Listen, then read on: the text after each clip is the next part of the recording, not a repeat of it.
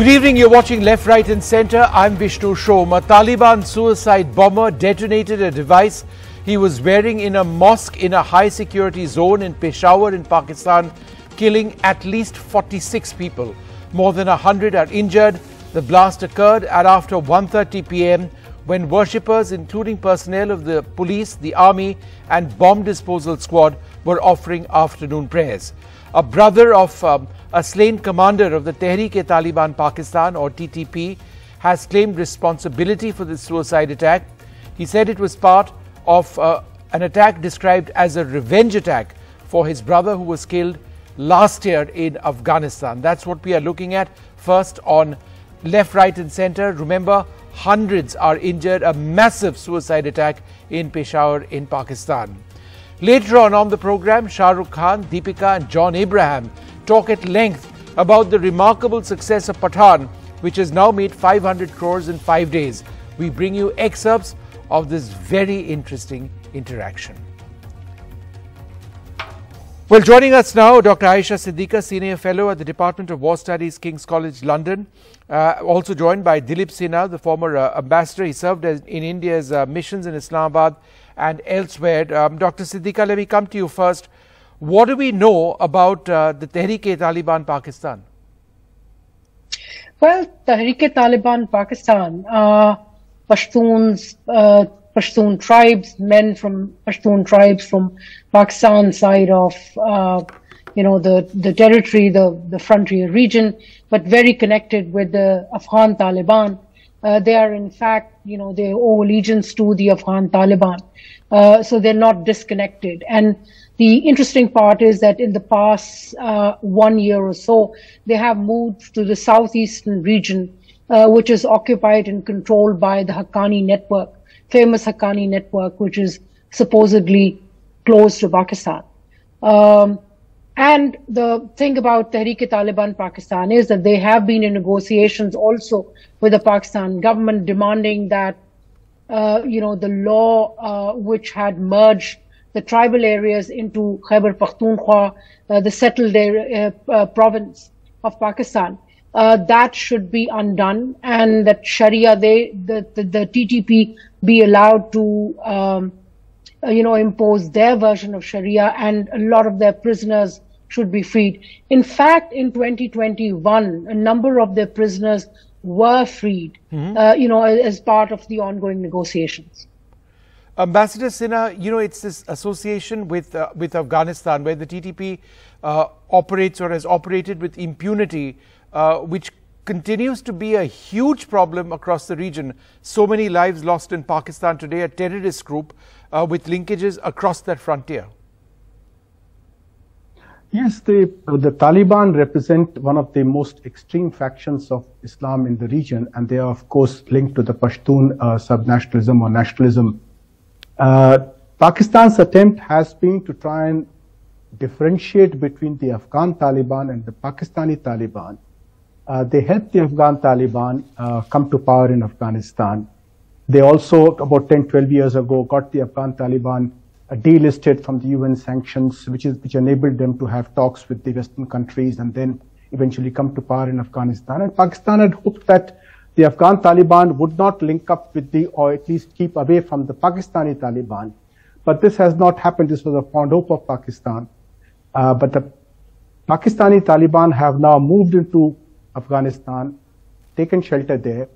And the situation that prevailed in Afghanistan a few years ago when Pakistan sheltered the Taliban and they disturbed the Afghan government is now taking place in reverse, where the Tehreek-e-Taliban Pakistan, now based in Afghanistan, getting help from Afghanistan, finding safe custody there, are taking action, carrying out terrorist attacks inside Pakistan.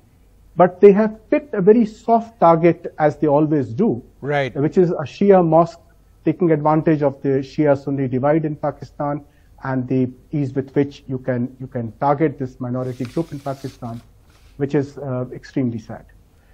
Well, we're also joined at this stage by Irshad Ahmed Khan, the spokesperson of the PMLN. Khan साहब, thank you very much. आप हमारे साथ जुड़े. 2022 में 400 के लगभग terror attack Pakistan में हो चुके हैं, अप्रॉक्सीमेटली 1000 जान जा चुके हैं टेररिस्ट अटैक्स पे, और अब ये हमला हो चुका है, तो मतलब ये एक बढ़ता ट्रेंड है. How do you see it? बहुत शुक्रिया जी. आज हम बहुत गमगीन हैं और हम 2001 से इस दहशतगर्दी का मुकाबला कर रहे हैं, और अब हम हमेशा अपने खित्ते में, अपनी दुनिया में चाहते हैं अमन रहे, शांति रहे, लेकिन खुदा की करना ऐसा है कि दहशतगर्दों से जान नहीं छूट रही. और दहशतगर्द, मैं समझता हूँ दहशतगर्द जो भी होता है वो इंसान नहीं होता, और मैं तो समझता हूँ वो जानवर भी नहीं होता है. वो पता नहीं कौन सी मखलूक है जो इंसान को मारता है. एक इंसानियत का कत्ल, पूरी इंसानियत का कत्ल होता है, एक इंसान का कत्ल. तो खुदा इनको गैरत करे जो लोग ये दहशतगर्दी फैलाते हैं. और वाकई हम इसको 2001 से फेस कर रहे हैं, और देखें कितने, कभी रद्दुल फिसाद के नाम पे, कभी किसी नाम से, कभी किसी नाम से हमने दहशतगर्दों का मुकाबला किया. लेकिन अब वक्त आ गया है कि हम और आप मिलकर के शायद हिंदुस्तान भी चाहे ये कि इस खित्ते से ये बदअमनी खत्म हो, ये दहशतगर्दी खत्म हो.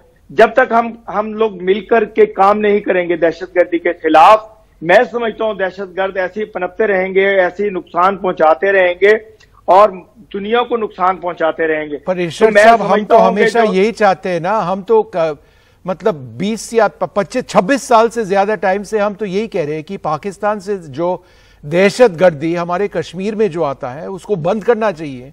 ये तो अभी भी होता रहता है. I don't want to make this an India versus Pakistan thing, क्योंकि हमारा फोकस सिर्फ पेशावर में जो हमला हुआ है, 40 से ज्यादा लोग मारे गए हैं, उसके बारे में मैं फोकस कर रहा हूं. पर अगर आप पीस के बारे में बोल रहे हैं, अगर आप शांति के बारे में बोल रहे हैं, जी बिल्कुल ऐसे ही है. मैं यही चाहता हूं कि मतलब देखें आप कह रहे हैं कि 20 साल से, मैं कहता हूं 75 ईयर हो गए हम लोगों को एक दूसरे से बिछड़े हुए, लेकिन हम एक दूसरे पे इल्जामबाजी से बाज नहीं आते हैं. आप बात कर रहे हैं कि हम दहशतगर्द भेजते, हम नहीं भेजते. हमने जब भी आपकी तरफ हो या हमारी तरफ हो, हम गमगीन होते हैं हमेशा, और ये अच्छी बात नहीं है कि ऐसा हो. मैं ये चाहता हूं कि खित्ते में शांति अमन आए, तो उससे क्या होगा कि ये जो दहशतगर्द लोग हैं ये खुद से डर जाएंगे. क्योंकि जब भी आपके मुल्क में होता है तो आप हम पे इल्जामबाजी करते हैं, हमारे मुल्क में होता है हमारी तरफ से आप पे इल्जाम होता है.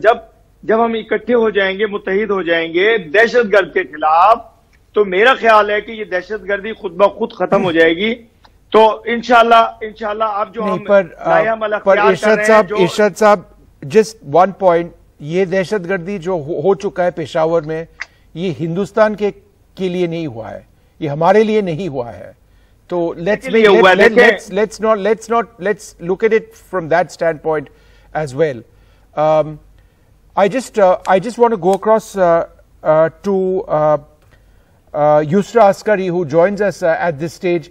Yusra, what are the details that you're actually getting? The last we got was 46 have lost their lives. So is that the latest? Is that the final death toll in this tragic attack? Unfortunately not, Vishnu. What we are hearing, several of the injured are reported to be critical, and we do believe that casualty count could rise. We do also know that Prime Minister Shahbaz Sharif and the Chief of Army Staff, General Asim Munir, have recently gone to Peshawar and met with the injured. So that is the fresh news coming in from Peshawar. What we do also know that Prime Minister Sharif has tweeted after his visit that he will actually make sure that an inquiry is conducted and the root of this attack will be found and countered. So we are hearing as well that Karachi and Islamabad have been put on high alert. In Islamabad, we're receiving reports that snipers have been placed on important installations to thwart any such attacks that could be carried out in any other city of Pakistan. No, so that's important, Yusra. Is there a higher state of alert, because there is a fear now that this particular terrorist group might conduct further attacks in other parts of your country? Absolutely, Vishnu. What the statement does read, it reads as saying this is the 4th attack in a spate of attacks to avenge the death of Khorasani. So there is a likelihood of further attacks across Pakistan. We have seen flag marches in both Karachi and in Islamabad, snipers placed on important installations, and exit and entry points being cordoned off to ensure no activity of a nefarious character be carried out. Vishnu? Dr. Aisha Siddiqa, just trying to understand the association which the Pakistani state had earlier on with the TTP, by which I mean there were talks, there was a ceasefire, there was a process, there were negotiations. How did that break down? Well, it's because one of the reasons, I mean, this is a negotiation which had been going on for about almost a year. I mean, initially, TTP was demanding, was very aggressive. They were demanding control of territory, you know, the tribal areas. Pakistan government, of course, pushed back, and there was negotiations. So there were attacks, and there would be talks. Pakistan also got help from Afghan Taliban because they were under their control. They're completely tied. You know, the TTP is completely tied with Afghan Taliban. So they thought that because Pakistan has friendly relations with Haqqani network, that perhaps there will be help. But it seems that it's not working out. And part of the reason is because they see Afghan victory in Kabul. So if Kabul can be controlled by Taliban and no international power today is pushing back, United States has left. China and Russia are there on the sidelines, but they're not committing their own forces. They're not doing anything exceptional to kind of push back the Taliban. Afghanistan is being almost like left on its own. So in that, you know, that creates a hole, a very black hole, I would say. And TTP, they look at the situation and they're like, why can't they, the TTP, control, tribal areas of Pakistan and perhaps, Khyber Pakhtunkhwa, where you have Pashtuns living there. I think this is expansionism of the Afghan Taliban via the TTP. And sadly, the thing is that I think there has been an incorrect estimation of the security establishment, of the security policy. Pakistan has invested for so long in the Taliban and not in Afghanistan, without thinking that this thing can push back. Whatever comes to the tribal areas and Khyber Pakhtunkhwa doesn't stay there. Mm-hmm. It's likely to spread in other parts of the country as well. So this is really a matter of concern. No, it's a matter of huge concern. Yusra, you know, in reporting on trends associated with these terrorist groups for several years now, is the blurring of the line between the Tehreek-e-Taliban in Afghanistan and Pakistan essentially complete, that the border or the frontier between the two countries is essentially irrelevant as far as the movement of this group is concerned? Vishnu, at the moment there is a free flow of terrorists from either side of the border. So to curtail it, what will the Pakistan government do to tackle what lies ahead? The matter of concern is how will it do it and when will it do it? Because if this is allowed to continue unabated, there will be a spate of new attacks across the country. In the statement of the Taliban, Tehreek-e-Taliban Pakistan, they've mentioned this is the fourth attack in a spate of attacks. So God forbid this is allowed to continue unabated, it isn't tackled at this time, Pakistan will be unleashed with a new wave of terror, which could be very, very frightening in the days ahead. Vishnu? Absolutely. And I just want to pull up a graphic because, we've seen a lot of deadly terror attacks in Pakistan. The numbers I have are from 2007. And let's just have that graphic out, because it was in 2007 that Benazir Bhutto was assassinated. 2010, 101 were killed in a bombing at a volleyball game. In 2014, 78 were killed in a suicide bombing in Peshawar. The worst attack of all was in 2016 when 154 were killed in an attack, children, at an army school in Peshawar, one of the most horrific terror attacks anywhere on earth. In 2018, 150 people were killed in an attack on a campaign rally in Mastung. In 2022, there have been 30 dead in Bacha Khan University, and now 2023, more than 50 possibly dead over here. Ambassador Sinha, could you explain to us how terrorism within Pakistan actually works? The reason I ask is, on the one hand, you've got the Pakistani state and their institutions fueling terrorism in Kashmir, and we know this is a fact. On the ground we see it all the time, and yet they are victims of terrorism themselves. So how does this duality exist? There's no duality here, Vishnu. This is a case of once you feed terrorists, once you create terrorists, especially terrorists based upon religious radicalization, then it's bound to hit back. And this is what's happening in Pakistan. In this particular case, as I mentioned, the Tehreek-e-Taliban Pakistan have targeted a Shia mosque, which has been done in Pakistan over a period of time because of this radical Sunni Islam that the Taliban profess.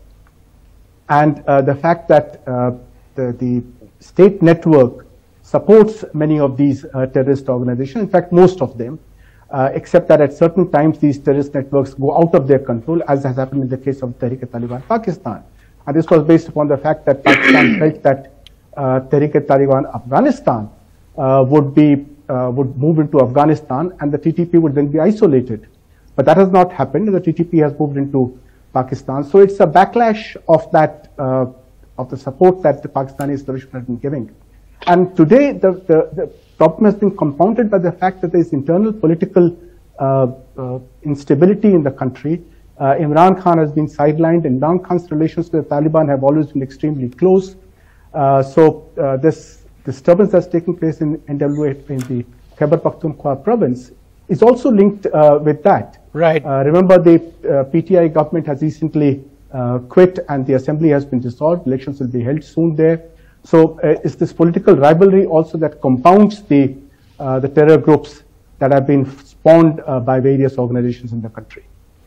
All right. Well, I'd like to thank you all very much for joining us. It's just a frightening reminder of how terrorist groups continue to operate with impunity across our region, and this has to be stopped. Thank you all very much for being with us.